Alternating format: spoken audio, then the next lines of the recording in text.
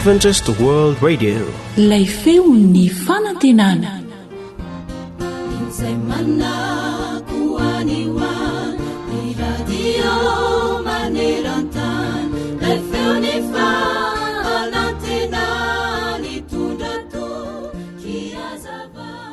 Hatramin'ny taloka mandraka ankehitriny dia olona marobe ny mahatsapa ny atsara ny tenin'Andriamanitra.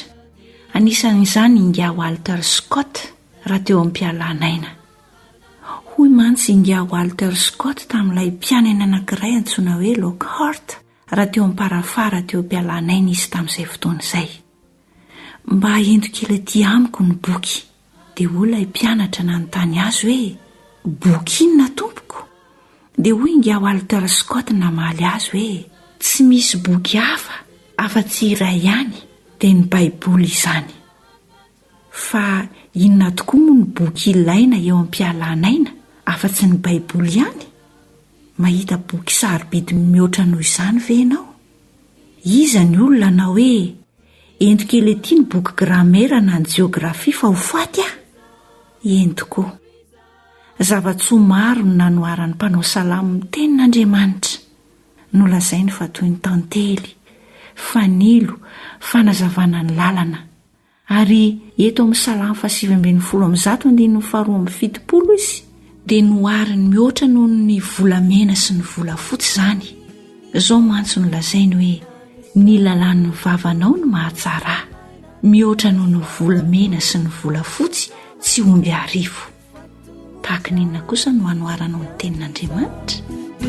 Miteny ny Baiboly hanisan'andro no fonaina, raisoao am-pofazamalaina fatomotrany andro izao.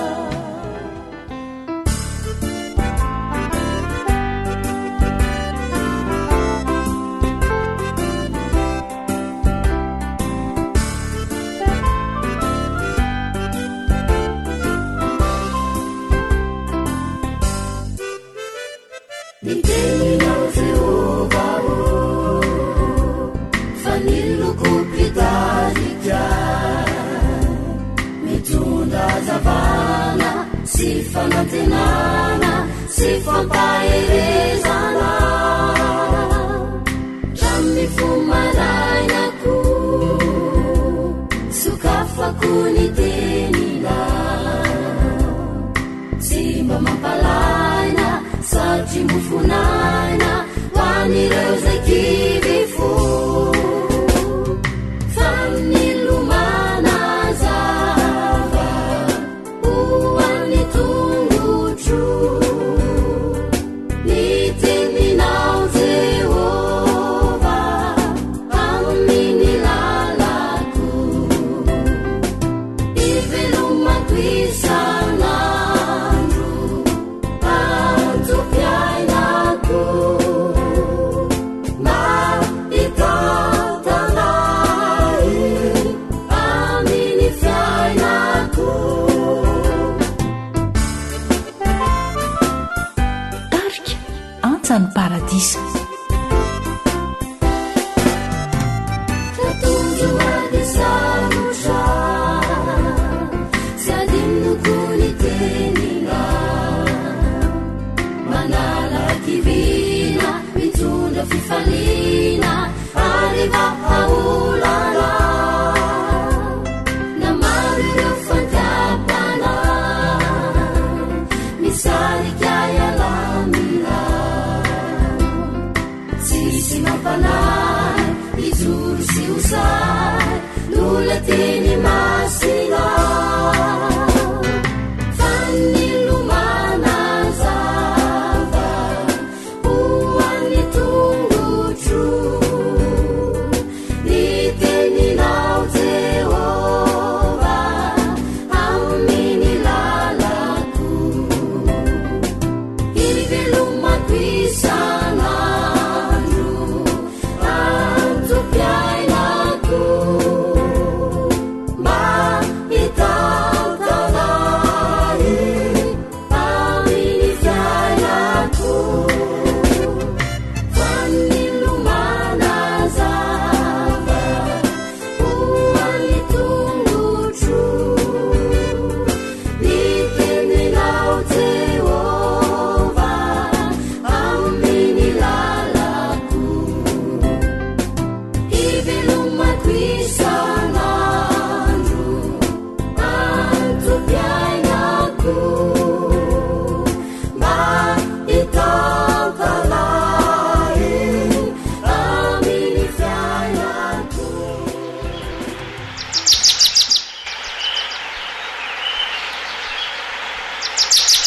asa sy tontolo iainana voakolo antoko ny fahavelomana.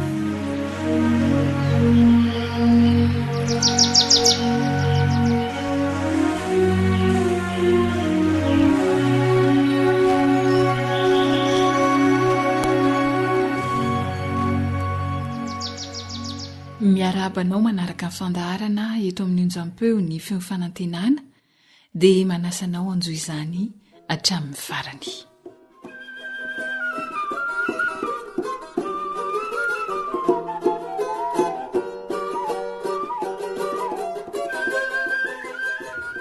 ilozany ombo miakeo a tantara no soratany zoanitra andrenisanao ny mpanoratra sy rila.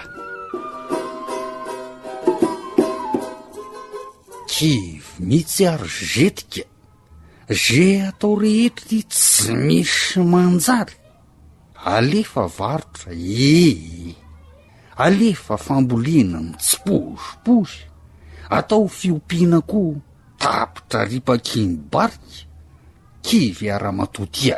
Zay ndray Bazila, ianao ty de tsy mba lehilahy mihitsika, mora kivin-javatra sady ny fiainana ny rangaha tiako dia ara-tsarety ndraindray mety ndraindray mba tsy mety.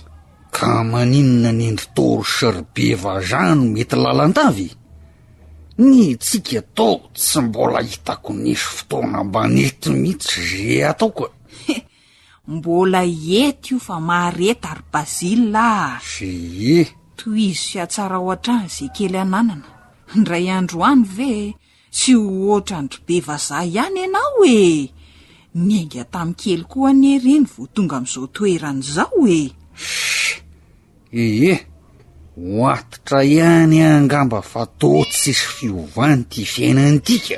Zy ry amin'ny vomanga sy ny ronono aloha hoany fa nenao efa eritreritra hafa mihitsy. Zay indray.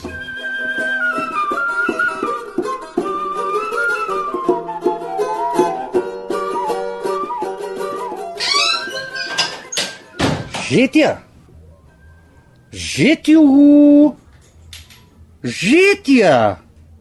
aizy nareo aty zay ede ho tateraka ihany nofonofoko ry zetibea anakarena ihany sika tsy jalontsononareo vady aman-janako fa ahoana ry Bazila nahita orinasa-pakaronono betsaka raha-matokia de maninona sady tsara vidy efa raikitra efa nsoniavoko mihitsy ny taratasy fifanekena ry Bazila mony aiza ianao no hita ronono betsaka ety an-tanany so de mba revingadrana ianao ka higadragadra fahatany amin'izany efa milamina ny amin'izany mividy mobe ronono de ampitombolina tsy kelikely eo raha matotia aza matahotra ho azy ety be fa mivonona fotsiny ny fanampy makavilona sy mamboly vilona ho an'ny omby de aiza ianao io no hividy mobe ronono de fantatrao koa ve hoe inona ny karazany tena mety zetya tandremo aneso mividividy fahatany any ry Bazila zay vo velona ndray ny hoe tsy mety daholo zay atao nefa ny kitotoanao no mahavoa efa niresaka tamin'olo zala teknisian'ny fiompiana ihany tena sainy tonga any amantatra an'ireo karazan'omby be ronono sy mety amin'ny toetany ary zay mety amintsika ary zany zay vomba tena ety marina ny ataonaoko mba tsy manaonao foana ty vavy efa hikarakara-tranon'omby zany andao mihitsy aloha sika roa no hiaraka hijery sy amatatra ny karazan'omby vodinaka avy eo miara-mikarakara ny sisa rihitra miomana de andao ry zety fa so ilozan'ny omby miakeo tsy mainky anakarena vi zetibe zay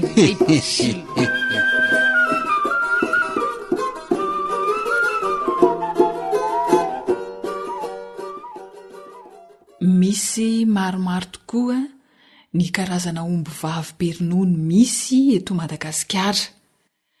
Raha te hiompy azy ireny ianao dia mahafaly ny teknisian'ny fambolena sy fiompiana Ramatokely Fanjanirina Andrianarisoa avy eo amin'ny departementan'ny fampandrosoana ao amin'ny fiangonana Adventiste amin'ny tandrina ny andro 7 aty amin'ny faritra Ranomasimbe Indiana ny anolotra anao ireo karazan'omby misy sy ny fomba ahafantarana azy ary ny ronono mety ho azo amin'izany. Miarahabantsika mpiainy mpanaraka ary miarahabanao namana teknisianina Rila. Misy karazany maromaro zany ny omby vavy perinono eto amintsika eto a Madagasikara.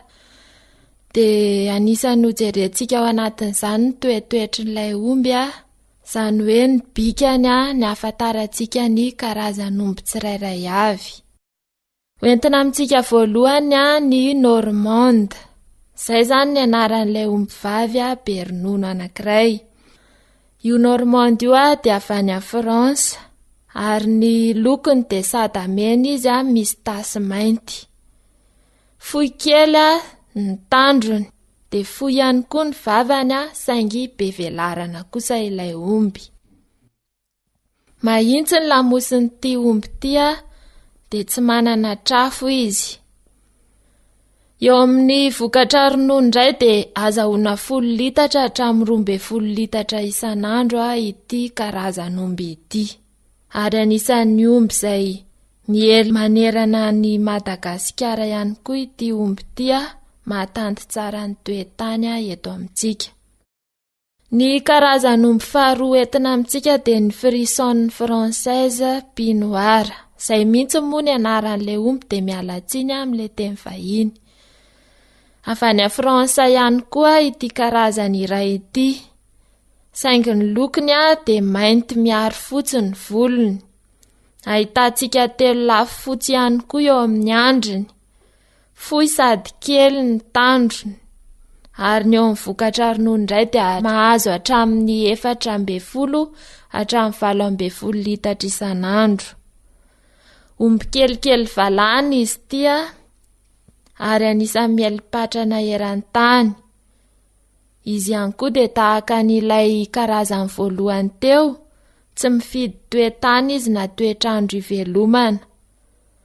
Ary afaka herintaona sy tapany dia efa azo ampanarahana ny vatotry ity omby ity. Ny karazany fahatelo dia ny Pirouge Norvégienne.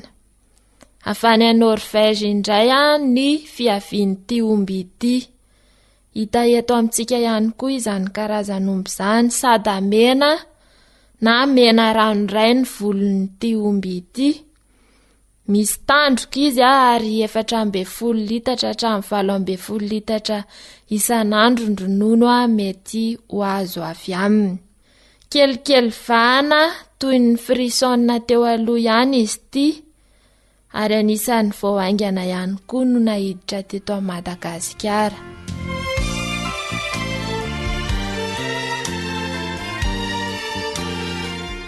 Misaotra indrindra ny zareo amin'ny departementan'ny fampandrosoana isika tamin'izany. Izay ny karazan'omby dia ianao no misafidy. Hifarana eto ary ny fandaharana asa sy tontolo iainana. Zohanitra Sila no niaran'ny salana totozan'ny fandaharana. Dia mirary soa mahita fahombiazana amin'ny asa tao. AWR boîte postale 700 Antananarivo 100. Téléphone 034 06 797 62. Groupe La Voix des Archanges.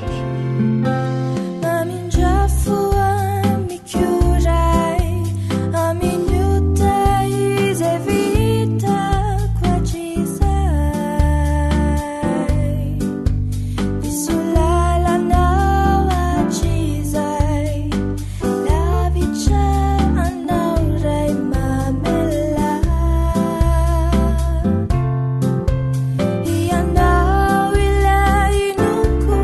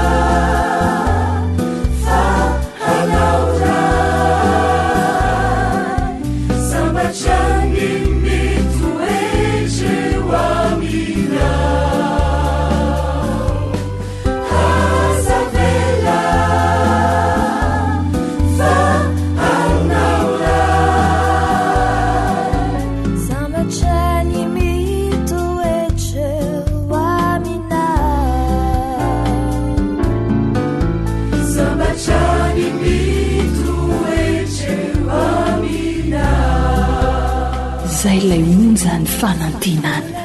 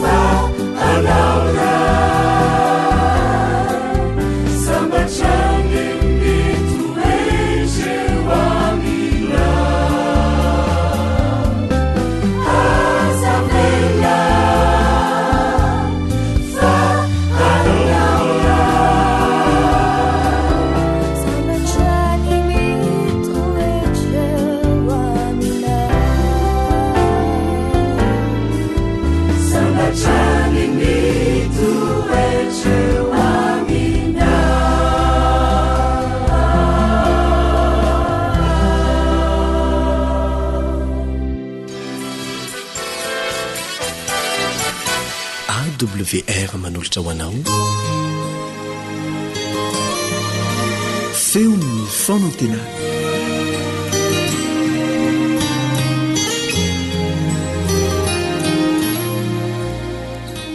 mbola faly miarabanao indray amin'izao fotoana izao. Androany dia lohateny raindray no jerentsika Andriamanitra irery ihany no alaolana. Koa dia iaraka anondrika ny lohantsika isika ho anoloana ilay mpahary antsika.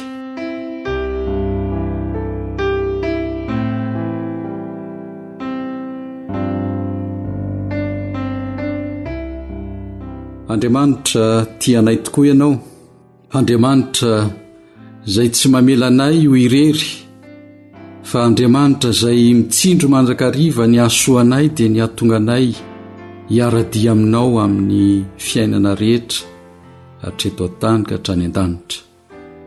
Dia misaotra anao indray izay Andriamanitra ray eo raha nomenao ity fotoana lehibe ahafahanay miaino sy mandinika ny alehibe ny fitiavanao.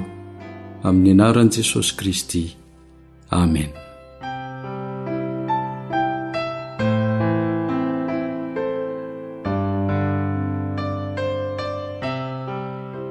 Noho ny fitiavan'ilay mpahary antsika dia mbola nomeny tombonandro isika ahafahantsika miara-paly aminy amin'ny alalan'ny fandiniantsika miaraka ny torohevitra avy any aminy.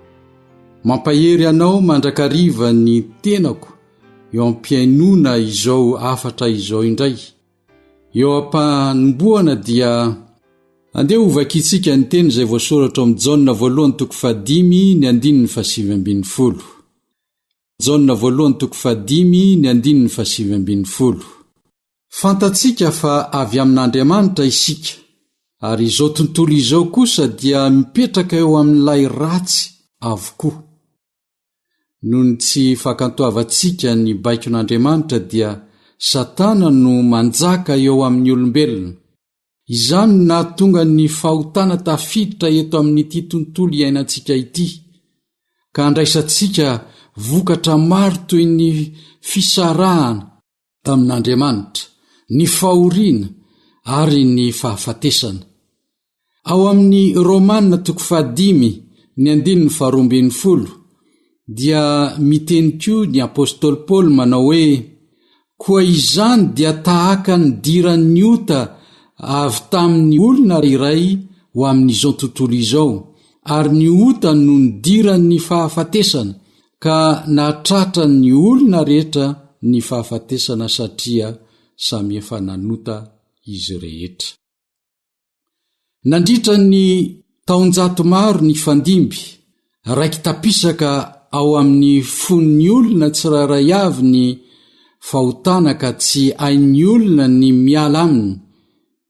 Raha miatrika irery ny herin'ny fahotana ny zanak'olombelona dia ho tratry ny akiviana. Fa io kosa izy ao amin'ny bokin'i Jeremia 17:17. Jeremia 17:17. Moa maova ny ody ny va ny Etiopianina, ary ny leoparda va maova ny sorany. Raha izany dia mahazo manao tsara koa ianareo izay efa zatra nanao ratsy. Rehefa tsapantsika sy ekentsika ny tsy fahafahana hanao ny tsara, dia horentsika mitambesatra amintsika ny avesarany, ary hitantsika avy hatrany fa tsy manana hery hanoerana isika. Hoy ny fanambarana ao amin'ny Romanina 7:17, 7:20 sy ny 4:20. Fa fantatro fa tsy misy zavatra tsara mitoetra ato amiko, dia ato amin'ny nofoko, fa ato anatiko ihany ny fikasana. Saingy ny hatanteraka ny tsara no tsy ato, fa tsy ny tsara izay sitrako no ataoko, fa ny ratsy izay tsy sitrako no ataoko. Indrisy, olo mahantra aho, iza no anafaka ahy amin'ny tenan'ity fahafatesana ity? Ho an'ireo olona matsiaro saina noho ny tsy fahafahany ampiasa hery eo anatrehan'ny fahotana, dia toa tsy ahitam-panafody ny olana izay mitranga, dia miandry ny fahafatesana fotsiny izay tsy misy toyiny intsony. Ny any alaolana tokana dia avy amin'Andriamanitra irery ihany. Anaiky hidina hamonjy atsika ve Andriamanitra? Hoy kosa izy araka ny voalaza ao amin'ny bokin'i Ezekela 7:30-9:1. Lazao amin'ny hoe: raha velona koa aho, hoy Jehova Tompo, dia tsy sitrako ny hahafatesany ratsy fanahy, fa ny alan'ny ratsy fanahy amin'ny lalany, mba ho velona izy. Miala amin'ny lalan-dratsinareo. Fa nahoana moa no teo faty ianareo, ry taranak'Israely? Mbola amafisiny ihany zany ao amin'ny Petera 2:7-7. Ny Tompo tsy mahela ny teny fikasany, arak'izay ataon'ny sasany io fahelany, fa mahari-po aminareo izy, ka tsy tiany hisy ho very, fa mba ho tonga amin'ny fibebahana izy rehetra. Fa tiantsika tsirairay avy Andriamanitra ary te hamonjy atsika. Ny fanirian'ny lalina dia ny hiverenantsika ho tahaka ilay zanaka mankatoa talohan'ny nidiran'ny fahotana. Fa akoatra izany, ny fahamarinan'Andriamanitra dia manamafy ny fahafatesan'ny mpanota sy mpandika ny lalàn'Andriamanitra. Hoy izy ao amin'ny Jaona 1:7-1. Endre, manao ahoana ny fitiavany nasehoan'ny ray ho antsika, dia ny antsony antsika hoe zanak'Andriamanitra, sady izany tokoa isika, koa noho izany dia tsy mahalala antsika izao tontolo izao, satria tsy mahalala azy izy. manao ary ny fipetraky ny drafitrasan'Andriamanitra mba ahazoany mampitoetra ny fahamarinany sy ny fitiavany antsika. Hoy ny fanambarany Jaona voalohany, toko 4:7 sy ny 10. Jaona voalohany, toko 4:7 sy ny 10. Izao no nanehoana ny fitiavan'Andriamanitra antsika. Andriamanitra naniraka ny zanany lahatokana tamin'izao tontolo izao mba ahavelona antsika amin'ny alalany. Izao no fitiavana, tsy ny tiavantsika n'Andriamanitra, fa ny tiavany antsika ka nirahany ny zanany ho avitra noho ny fahotantsika. Mba avoavela ny heloky ny mpanota, dia tsy maintsy izay tsy nanota tsy manatsiny, irery ihany no mitondra ny fanameloana ny mpanota, dia fahafatesana. Ny zanakalahy tokan'Andriamanitra irery ihany, izy irery ihany no tsy nanota izay nanaiky ho faty mba azotsika manana ny fiainana. Aoka tsy ho adino ilay teny ao amin'ny Jaona 4:9 manao hoe, fa toy izao ny tiavan'Andriamanitra izao tontolo izao, nomeny ny zanany lahatokana mba tsy ho very izay rehetra mino azy. Tamin'ny alalan'ny zanany lahatokana, nanao sorona Andriamanitra nitondra ny fahotany ny mpanota tsirairay avy mba tsy hiara ny fahafatesana, fa mba azahoantsika mandova ny fiainana mandrakizay. Teny fampanantenana lehibe no nomena antsika zanak'olombelona, fitiavana tsy misy to azy.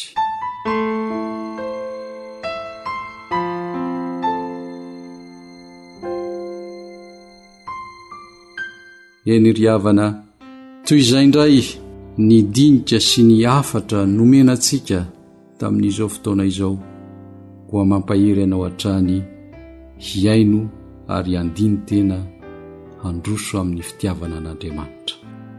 Mbola hiaraka hivavaka isika.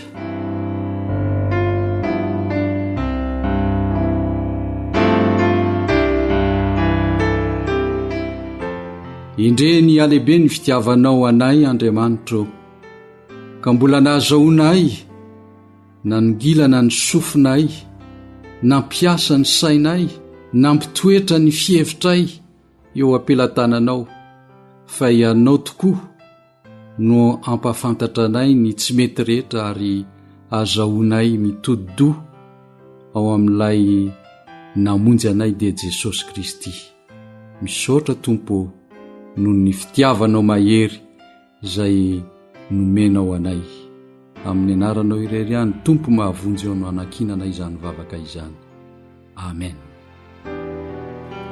Na hinona miseho sy zavatsarotra manjo, zay manjo tomany sy toleo, zay mety ankarary fo, zany fo de mpanjino sy jereo, fa indro misy zavatso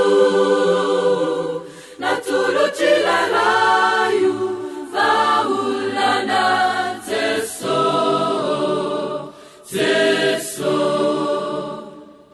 Antoko-pihira feo arivo. Izay tasile de zary mampivadipo, zany fo na haizano ale tolala maizina avuku nefizao de mijere, fa indro misy zavatso natolotry lalaio va olana Jeso. Akoatra ny fiainona amin'ny alalan'ny podcast dia azonao atao ny miaino ny fandaran'ny AWR sampana teny malagasy amin'ny alalan'ny Facebook isanandro amin'ity pejy ity AWR feon'ny fanantenana.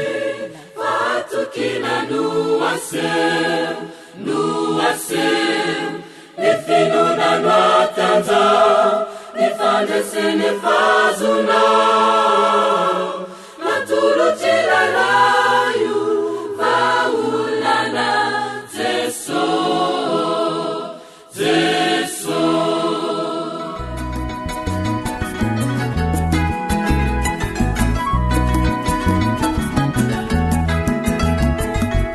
fasalamana voalohankarena kolokolo isanandro vavolamena harena ny fahasalamako harena ny fahasalamako alalana olo zava-kendrena fahasalamana voalohankarena fifaliana mandrakariva ho an'ny ekipa amin'ny fifanantenana ny manolotra ho anao indray izao fandaharana mahakasika fahasalamana izao mirary indrindra izahay mba hasoanao fanarahana ny fandaharana dia manasanao ary ankafy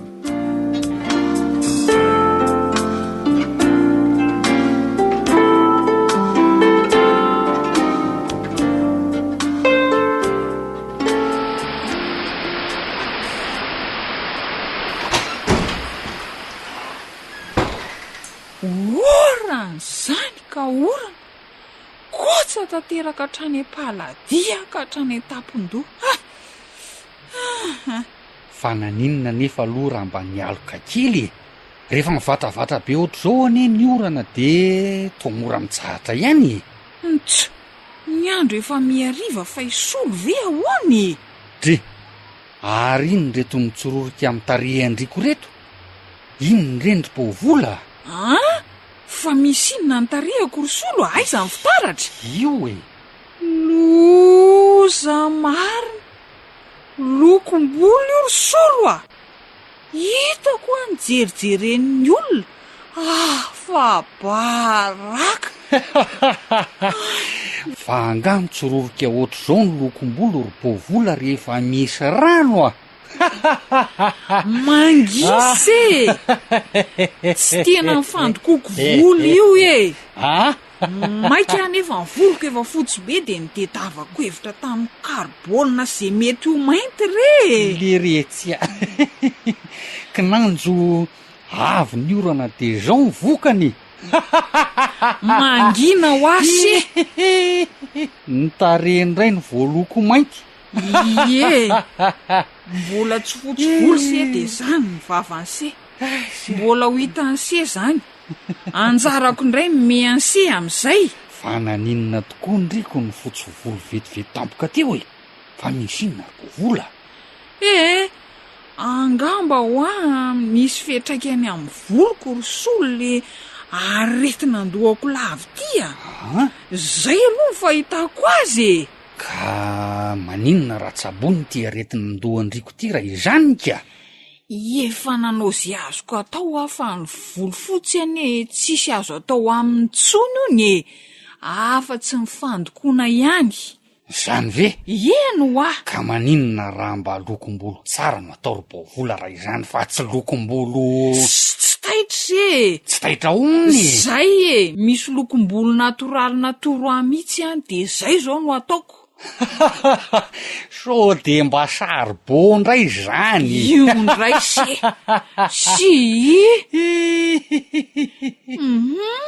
reno matsy ny natoraly kino mangina ho tsy laina me eo fa ny olona rehefa hafa baraka lokom-bolo tsara zany fa ho hitany se eo any e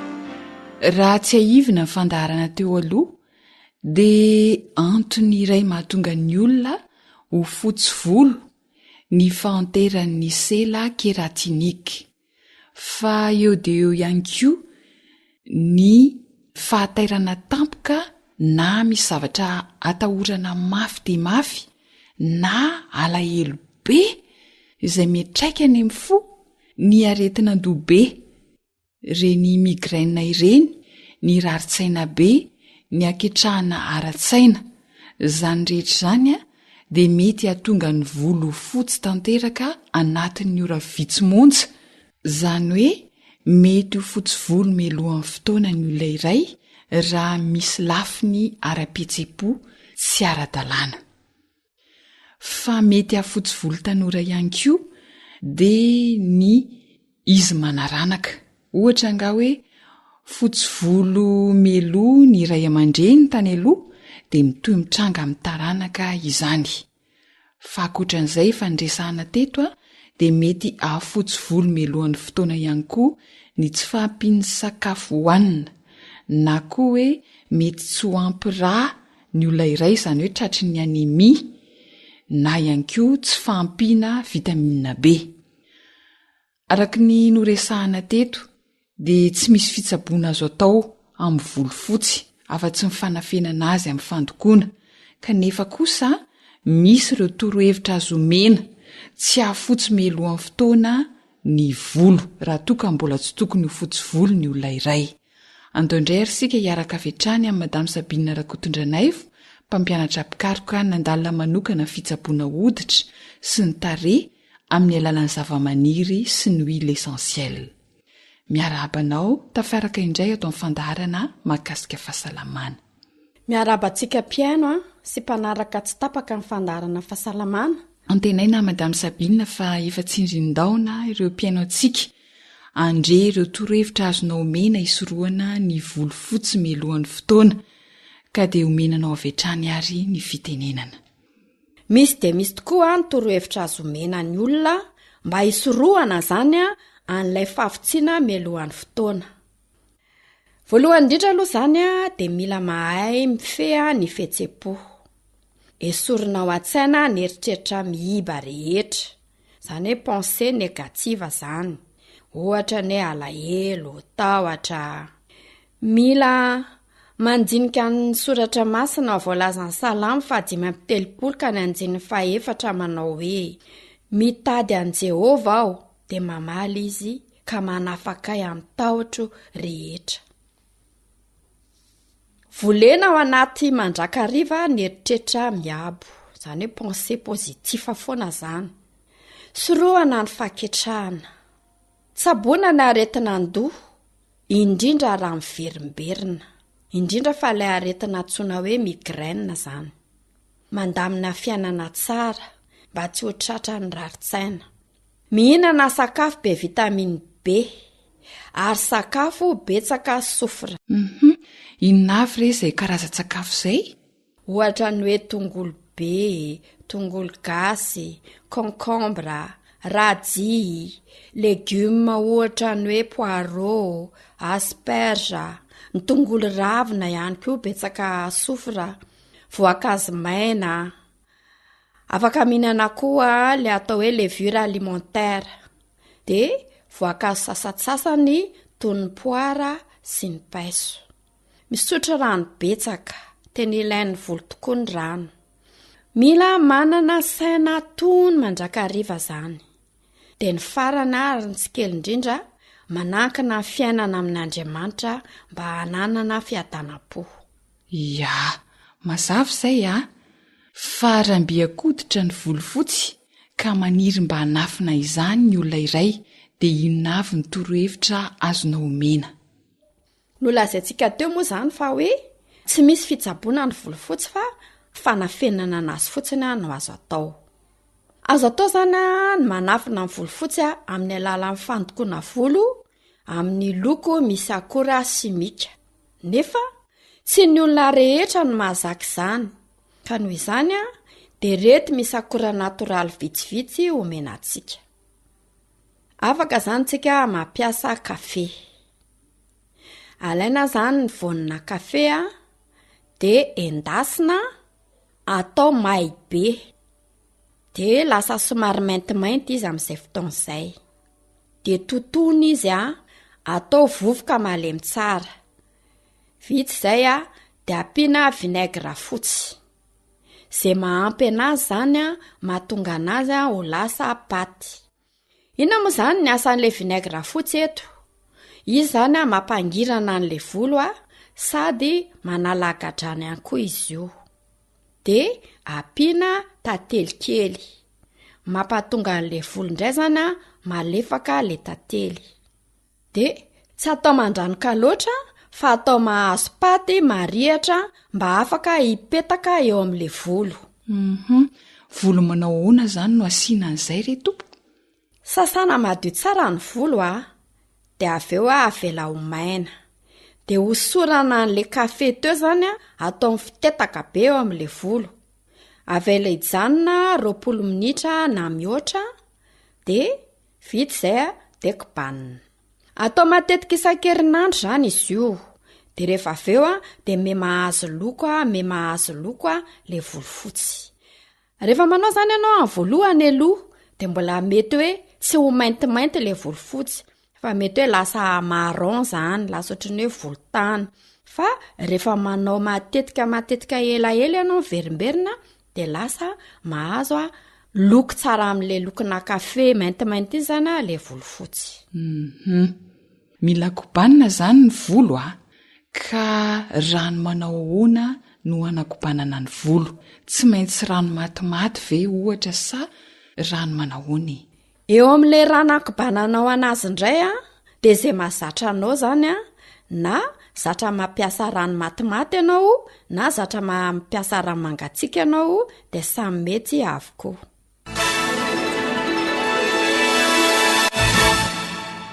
De tia indray koa misy anankiray. Izy tia indray zany tsara marihana fa misy zany ny olona sasany tsy tia mandoko manana loko maintimainty be eo amin'le volony izy, fa ny anazy zany somary tiano matromatroka zany hoe mahazo marron zany. Tsara marihana mantsy fa ny loko maintimainty zany de mampatonga le endrik'le olona zany ho tsy miramirana na mahatonga ny endrika olona iray lasa matotra be.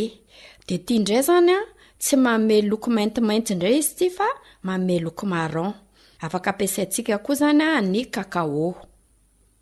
Maka zany vovoka cacao le amidy amin'ny sachet fanaovan'ny olona le antsoina hoe tekao ireny.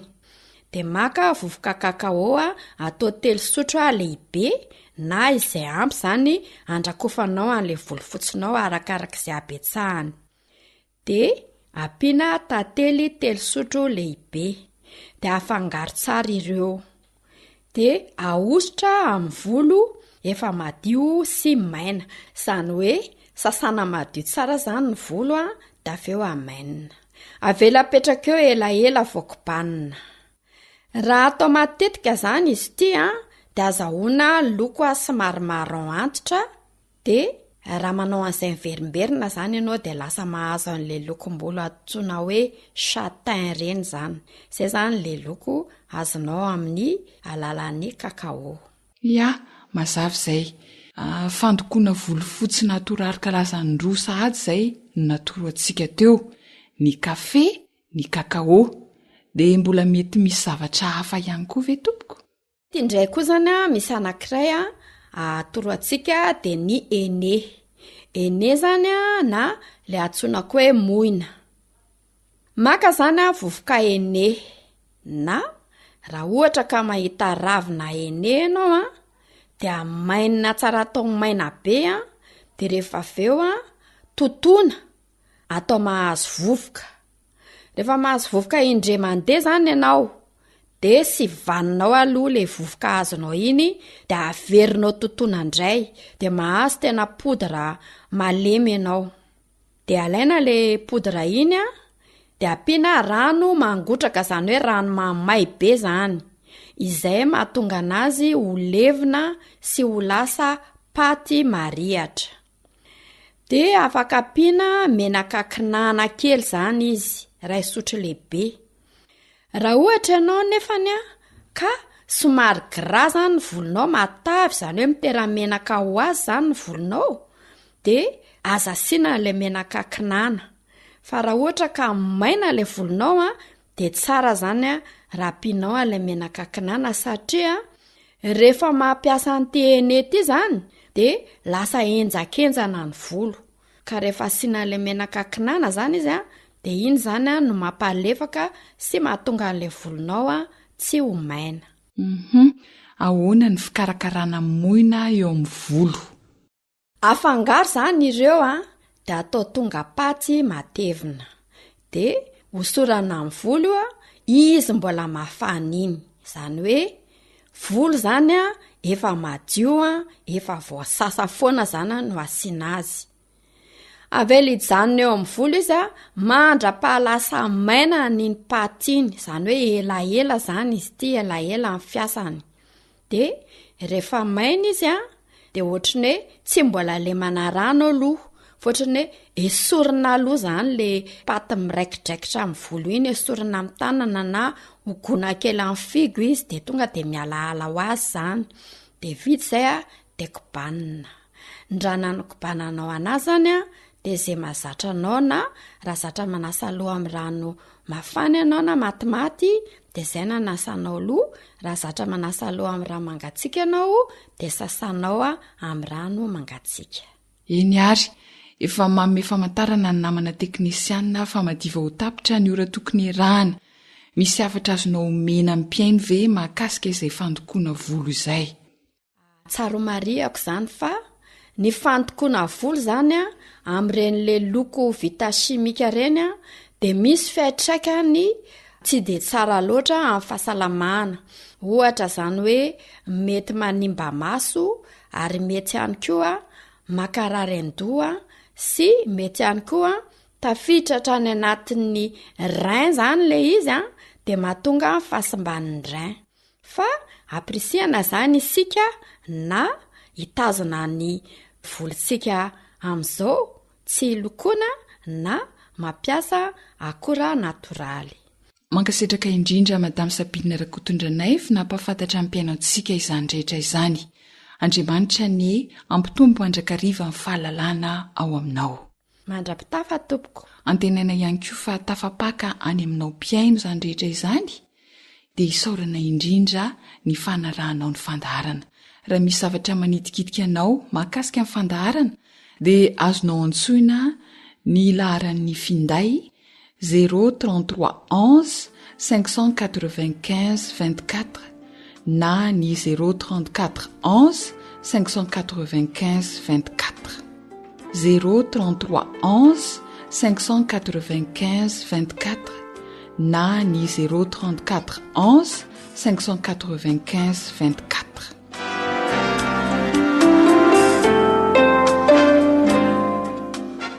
Ifaraneto ny fandaharana rena fahasalamako, zoanitra sy lano mifarimbona na totosa izany dia mirary anao ho salama mandrakariva.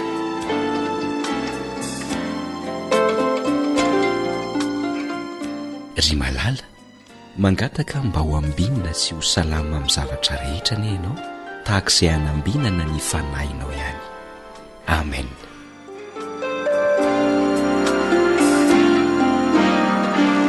Ilay feo ny fanantenana.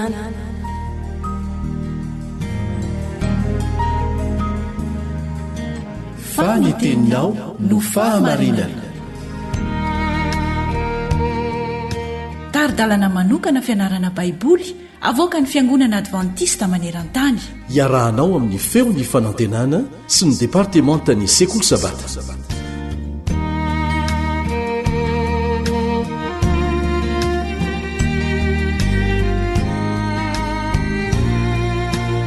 Mirary sy manantenanao salama sy ho finaritra izahay. Misaotra anao izao safidinao izao. Ny vavaka asantratray dia hoe mba hikasika ny fonao ane ny tompo. Anio isika dia andinika ny lohevitra nomena ny lohateny hoe fiainam-pitiavana.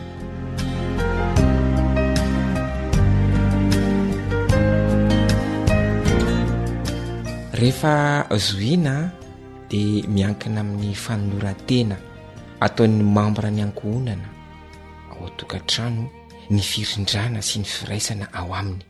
Manomboka amin'ny fifanoloran-tena mipivady izany, dia ny fifanoloran-tena mba hifampikarakara. Feno tantara momba ny fampanantenana tsy tanteraka, tantara momba ny fifampitokisana rava ary tsy fampin'ny fanoloran-tena ny soratra masina. Ny baiboly koa nefa dia mitantara momba ny olon-tsotra izay nanolo-tena tamin'ny namany sy ny fianakaviany ary niazona ny fampanantenana nataony noho ny fanampian'Andriamanitra. Izany dia milaza amintsika fa mpanota isika ary mila ny fahasoavan'Andriamanitra miasa ao anatintsika mba hatonga antsika hanana fahatsarana. Andao hijery tantara momba ny fianakaviana ao amin'ny Baiboly isika. Ao anatin'ireo tantara ireo dia hovalintsika ireto fanontaniana ireto hoe inona no fahadisoana nataon'ny sasany tamin'ireo olona voalaza ireo ary inona no nandrisika ny fitiavana hita tao ka nisiny ny firaisana. Hovakintsika voalohany tantara mikasika ny fitiavan'ny ray aman-dreny sy ny zanaka.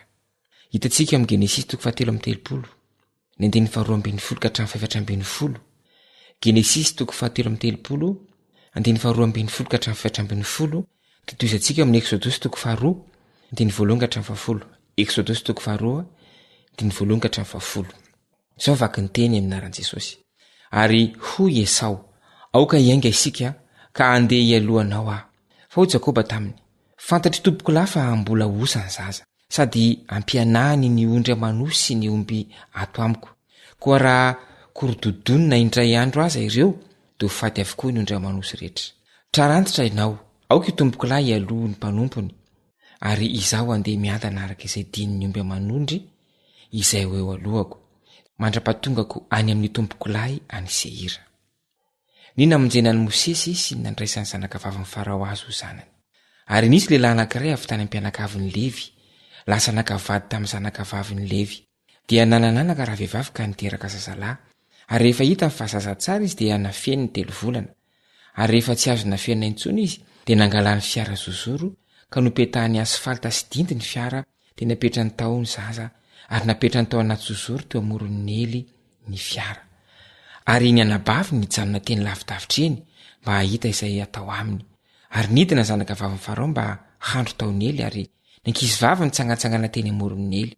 Ary nahita ny fiara teo anaty zozoro ny zanakavavy Farao dia naneraka mpanompo-vaviny iray izy ka nampaka azy. Ary noho nosikafany dia hitany ny zazakely ary indro fa zazalahy nitomany. Dia namindra fo taminy izy ka nanao hoe isan'ny zanaky ny Hebreo ty, dia ho kosa ny anabaviny tamin'ny zanakavavy Farao. Handeha hakapotaiza amin'ny vehivavy Hebreo va hankaty aminao mba hitaizany zaza ho anao? Ary hoy ny zanakavavy Farao taminy, andeha ary. Dia lasa raha zazavavy ka naka ny reniny zaza. Ary hoy ny zanakavavy Farao taminy, ento ity zaza ity ka tezao aho, fa izaho handony karamanao. Dia nentindra vehivavy ny zaza ka notezainy. Ary rehefa lehibe ny zaza dia nentiny tao amin'ny zanakavavy Farao izy ka tonga zanany. Ary ny anarany nataony hoe Mosesy, fa hoy izy satria tamin'ny rano no nangalako azy. Tantara manaraka vakintsika dia mikasika ny fitiavana eo amin'ny mpirahalahy. Genesis 7:30, Genesis 7:30 manomboka amin'ny 7:20 ka hatramin'ny 9:20. Vakintsika amin'ny anaran'i Jesosy. Arora lehilahy, efa nifindra ny ala teto izy, fa efa reko izy ny resaka hoe andeha isika ny tany. Dia lasa Josefa nanaraka ny rahalainy ka nahita azy tany totana. Ary nahatazana azy eny lavidavitra eny rahalainy. Koa raha mbola tsy nanakaiky azy Josefa dia niray tetika mono azy izy dia niresaka hoe izy indro tamilay mpanonofy. Ko ankehitriny andeha ho vonoantsika izy ka atsipitsika ao anatin'ny anankiray amin'ireto lavaka ireto. Dia aoka ho lazaintsika hoe efa lany ny biby masika izy dia ho hitantsika amin'izany raha hanao ahoana ny nofiny. Ary Robena nandre izany dia namonjy azy tamin'ny tanany ka nanao hoe aza dia mamony ny aina isika. Fa io koa ary ho koa Robena taminy, aoka tsy hantatsadray ianareo, atsipazo ao anatin'io lavaka ety anefitra io izy, fa aza misy manintsy tanana aminy ianareo mba hamonjeny azy amin'ny tanany rahalahy nitondrany azy any amin'ny ray indray. Ary rehefa tonga teo amin'ny rahalahy Josefa dia nendany ny akanjony dia ilay akanjo lava teny aminy. Dia nobetainy izy ka natsipy ny tao an-davaka ary maina ny lavaka tamin'izay fa tsy nisy rano tao. Ary nipetraka ninan-kanina izy ireo ary sendra nanompon'ny masony ka natazana fa indreo misy Ismaelita ny ara-dia avy tany Gileada ary ny rameva nitondra didikazo dia Nekota sy Balsama ary Lota ary nentiny nidina any Egipta. Ary hoy Joda tamin'ny rahalainy, inona ny soa azosika raha hamono rahalahintsika sy hanafina ny rano isika? Andeha miditsika amin'ireo Ismaelita ireo izy, areo ka tsy haninona azy ny tanantsika fa rahalahintsika sy nofontsika ihany izy. Dia nanaiky ny rahalainy ary raha nandalo teo ny Midianita mpandrato dia nakariny rahalainy ala tao an-davaka Josefa ka namidy ny sekely volafotsy 20 tamin'ny Ismaelita ary dia nitondra ny Josefa ho any Egipta ireo.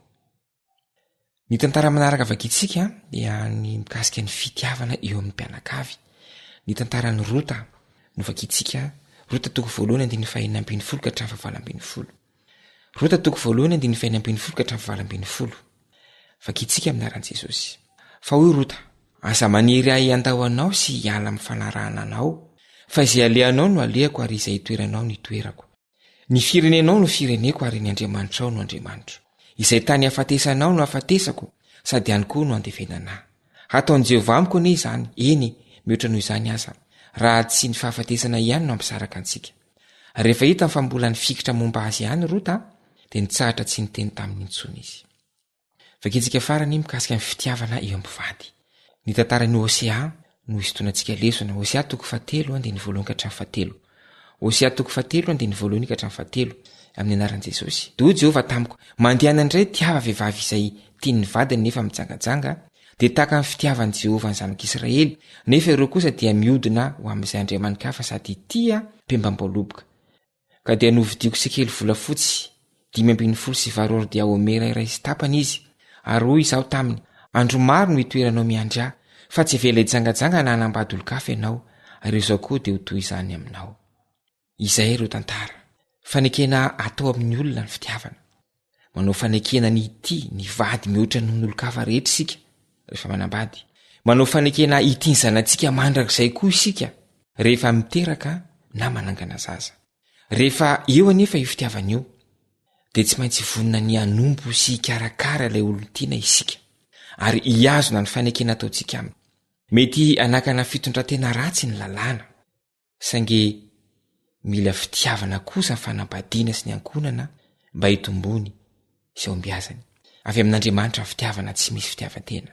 Angatao isan'andro ny fanahy masina mba ampidina fitiavan'Andriamanitra ao am-ponao.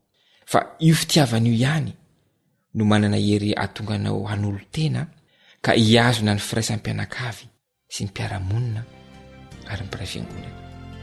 Hivavaka isika.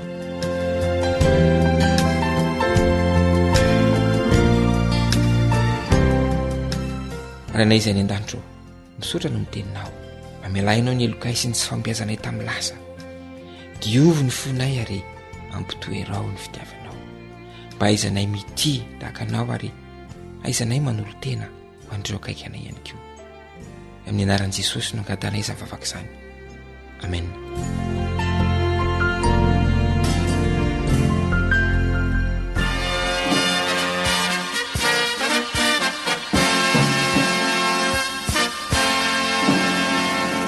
Adventist World Radio, The Voice of Hope.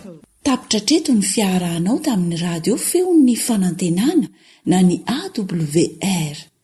Azonao atao ny mamerina miaino na maka mahimaimpona ny fandaharana narahanao teo amin'ny fotoana rehetra ilanao azy.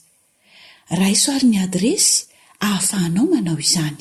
www.awr.org. Mandrapitafa indray ary.